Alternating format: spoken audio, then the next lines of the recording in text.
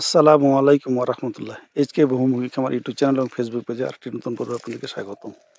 আপনারা দেখেন, আমরা বস্তায় আদা লাগিয়েছি। এই আদার বীজ সরবরাহ করেছে দিনাজপুর হর্টিকালচার।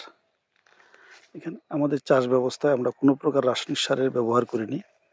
আমরা এখানে ব্যবহার করেছি আমাদের তৈরি এইচকে ঘন অণুজীব সার, এইচকে তরল অণুজীব সার এবং পোকা তাড়ানোর জন্য আমরা ব্যবহার করি এইচকে 10 পাতার রস।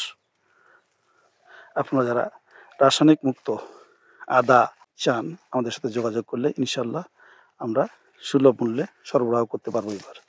আর যারা রাসায়নিক মুক্ত চাষ করতে চান কিন্তু উপকরণ খুঁজে পাচ্ছেন না, আমাদের সাথে যোগাযোগ করলে ইনশাল্লাহ সকল প্রকার উপকরণ আমরা সুলভ মূল্যে সরবরাহ করতে পারবো।